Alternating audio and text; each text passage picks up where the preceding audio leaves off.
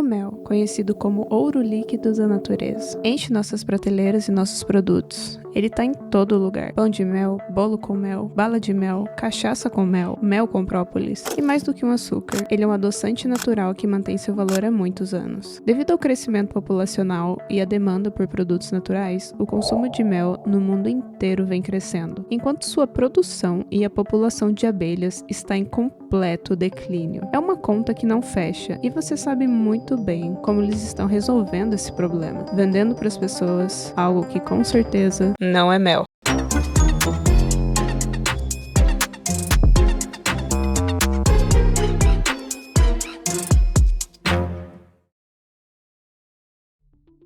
Não somos grandes consumidores de mel comparado a Estados Unidos e Alemanha, por exemplo. A conclusão mais óbvia, então, seria de que esse problema não ia chegar aqui. Mas chegou, por outros motivos. Primeiro, a inflação.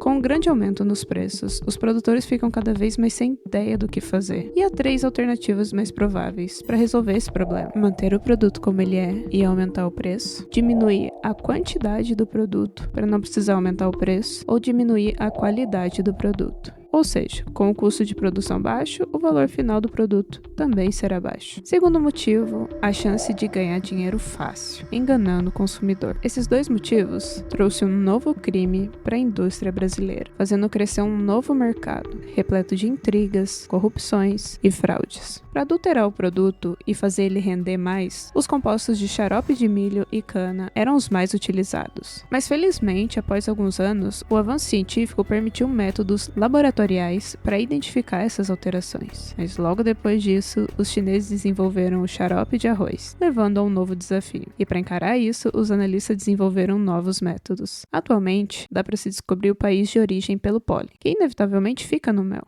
A partir daí, descobre-se a qual planta pertence, que acaba denunciando o seu país de origem. E bom, não para por aí. Sempre há um novo jeito de fraudar e alterar o produto, assim como há um novo jeito de identificar esses novos químicos. A indústria do mel é frequentemente uma competição entre adulteradores e analistas.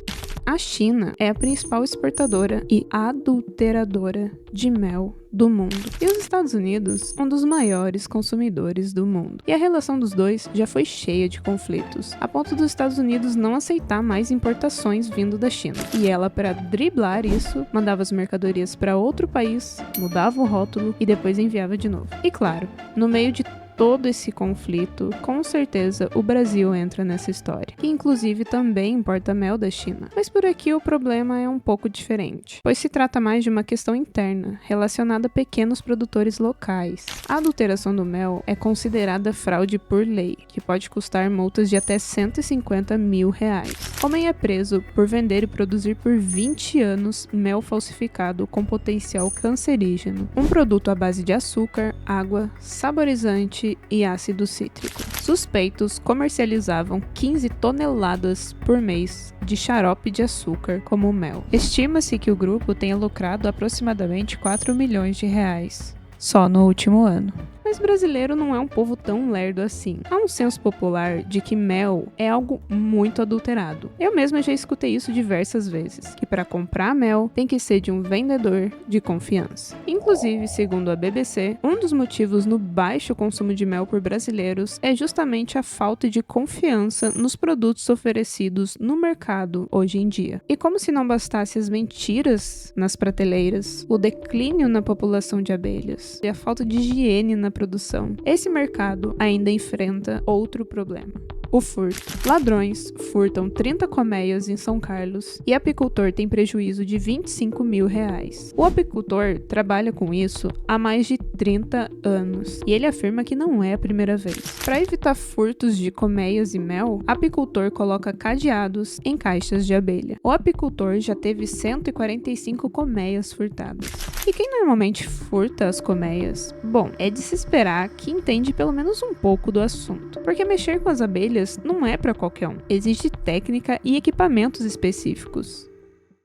E bom, gente, é impossível falar de mel sem mencionar as grandes artesãs por trás dele. As abelhas. Na primavera e verão, as abelhas se fartam com o néctar de milhares de flores, fazendo um enorme estoque, e o resultado disso é um maravilhoso mel. Entre os insetos, há vários tipos de dietas, e para cada tipo de dieta tem um tipo específico de aparelho bucal. O da borboleta, por exemplo, é do tipo sugador, do gafanhoto, mastigador, e das abelhas é do tipo lambedor. E é com esse aparelho que elas consomem o mel, guardando em sua bolsa de mel, onde colocam enzimas do néctar. A abelha volta para a colmeia com metade do seu peso corporal em néctar, regurgita na boca de outras abelhas e isso é colocado no favo. E em seguida, elas batem as asas muito rapidamente a fim de tirar a umidade do néctar e virando essa maravilha dourada, o mel. Para você ter uma noção, uma colmeia com cerca de 50 mil abelhas produzem em média 13 quilos de mel por semana. Mas essas incríveis artesãs da natureza, que produzem algo tão único e delicioso, estão morrendo.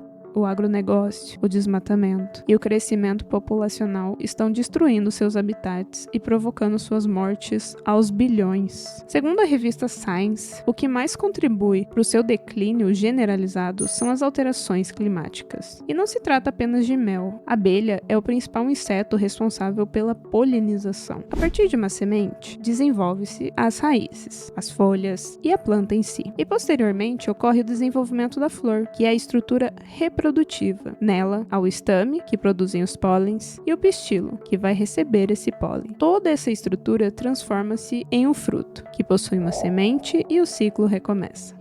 As abelhas, voando de flor em flor, permite a dispersão de pólens e contribui para a variabilidade genética. Elas possuem um papel muito importante. É como se a planta precisasse de um empurrãozinho. E você entende como isso está diretamente relacionado com toda a nossa alimentação. Eu não estou falando aqui apenas de frutas. Eu estou falando do seu cafezinho, dos vegetais, do feijão, de castanhas. A maioria dos alimentos que a gente consome tem uma grande participação das abelhas. Albert Einstein já previa essa situação com sua famosa frase: sem abelhas não há polinização, não há reprodução da flora, sem flora não há animais, sem animais não haverá raça humana. Cerca de 70% dos vegetais que nós consumimos são polinizados por abelhas. Se as abelhas sumissem, teríamos uma crise alimentar.